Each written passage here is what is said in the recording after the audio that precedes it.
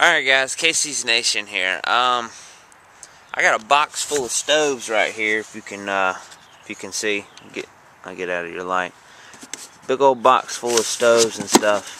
The majority of them are alcohol stoves, so I figured I'd break them out and show you which ones I've developed and whatnot. So, by the way, I built all of these, so I'm gonna get them out of the box and line them all side by side and let you see what I've made.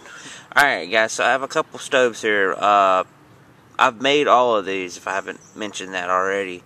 I have about 1, 2, 3, 4, 5, 6, 7, maybe 8 stoves here. So what I actually have here, these I like to call, these are penny stoves, and what these are actually just two soda can bottles press fitted together. I can't really explain it. You really need to go watch a video on how these are made. These are real simple to make. Basically, all you would do is extrude the metal on one side of the can, and then you push the other side of the can in. Really easy, really cheap, and really fun to make. As you can see, I've made 5 different kinds. But I call them penny stoves because what you need to do is you can fill these things up with alcohol, and then you put a penny over top of your fill hole, and what that does is it allows the alcohol inside to once it's started, it allows the alcohol inside not to burn up as much. Your fuel will last longer, and as you can see, there's little jets on each side, and I've tried different variations to make the fuel last longer and whatnot. I've got all the different types of sizes. See, this one has a smaller jet size, whereas this one has a larger one. This one I was trying different positions. This one was right up against the rim, as you can see, and on this one I tried to do kind of a side burner type of thing. And all these here, 1, 2, 3, 4, these 4 here require a priming plate or some type of priming. What that means is you need to heat the alcohol up so it can vaporize, so you can ignite the jets. And what I have here is just the bottom off of a water bottle. I took and cut the bottom off of it, and basically I just put a little bit of alcohol on it and light it, and then move the can onto the plate. The plate I've found is a little bit too small, but if I prime it like that, it works fine. But just experimenting. And this last one here, I was experimenting. It's basically the top and bottom of a regular soda can just shrunk down, and then the top has been cut out. And basically, what I was trying to accomplish by this was having a self-priming or a self-blooming system where I just pour the alcohol in and light it inside and set it aside and not have to worry about it. I really haven't had much luck with this thing. Maybe what I'm thinking about doing, what I haven't done to any of these is put fiberglass in them, which I need to do, so if it prevents spillage. But I might put fiberglass in this, and maybe that'll work. What I'm going to move on to now are the cook kits that I've developed. I have one more that I want to show you, but I have to put it together because I took it apart to build these. So what I'm going to do is I'm going to show you the cook kits individually, and we'll go from there. Alright, so what I have here is the what I like to call the Fat Boy version 1.0. It's going to be a little hard to do with one hand, but basically all it is it's the bottoms of 2 water bottles. One's a cup and one is a stove. You'll see that in a minute. And basically all it is the two are the same size. And basically what I did is I wrapped the heat shield or the windshield around the 2 bottles, and used a Ranger band thing to hold it all together. Just 2 Ranger bands held together by a Ranger band in the center. This is about 4 Ranger bands holding this thing together. But so basically all it is, let me find the stove. There's a stove and a cup in here. That's basically the design of all my stoves and cook kits, is that there's a stove and a cup for these things. Alright, so here's the stove. It's an alcohol stove. What I did was basically cut the bottom off of a water bottle, and then I cut the top off of the water bottle, and I just put the top of the water bottle into the bottom of the water bottle, and just press fitted everything inside, and then I drilled the burners around the thing, and so this is the burner, and if I can get the rest of it off, let's see. Inside holds a lot of things. Inside it'll hold a 2-ounce bottle for alcohol. I can put matches. I can put a lot of stuff in it, and holds matches and these little grates. These little grates go here on top of the stove, so I can put the cup on top of the stove. And if I can get it to sit straight. Sorry guys, this is kind of hard to do with one hand. Alright, there we go. And then if I can pull this windshield off, I'm going to sit you down for just a second and pull the shield off and get his Ranger band off.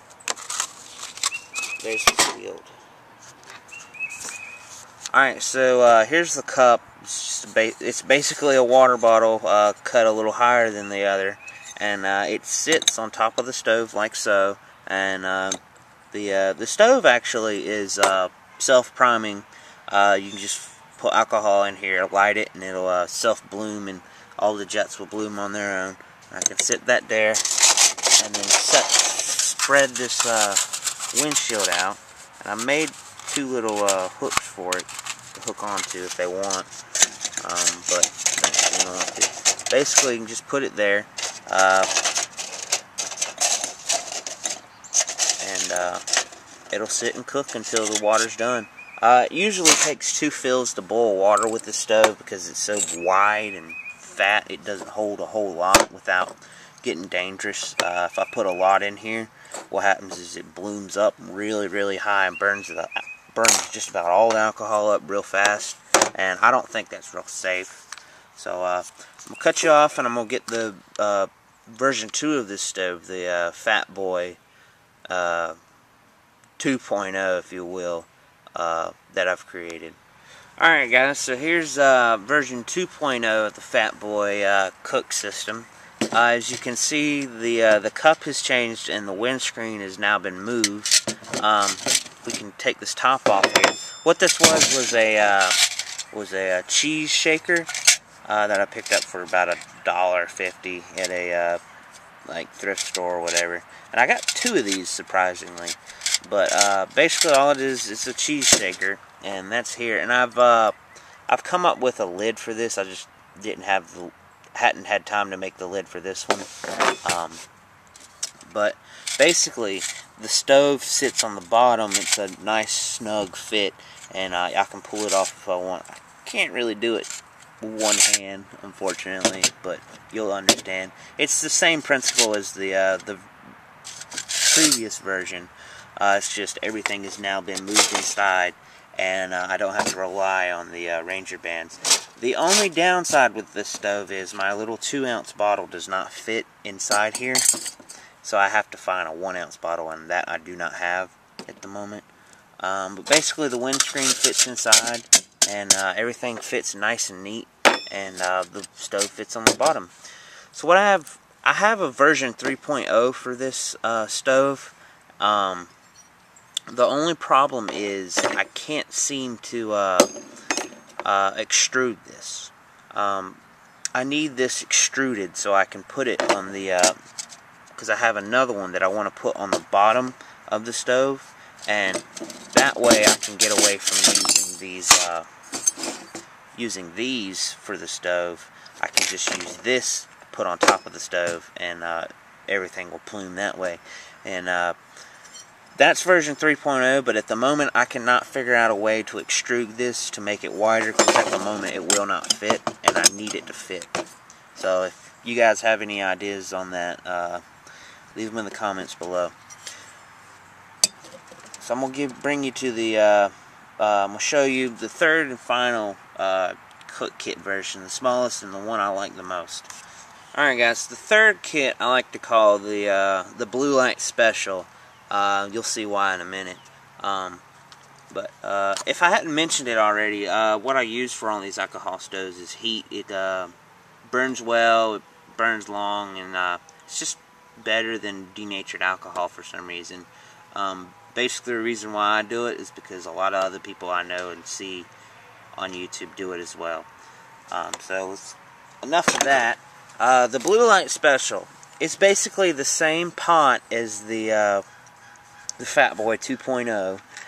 Basically, you just pull the lid off, and the windscreen is inside. I can put matches inside, and the stove is inside. And this is why I call it the Blue Light Special, because it's one of these blue Bud Light bottles.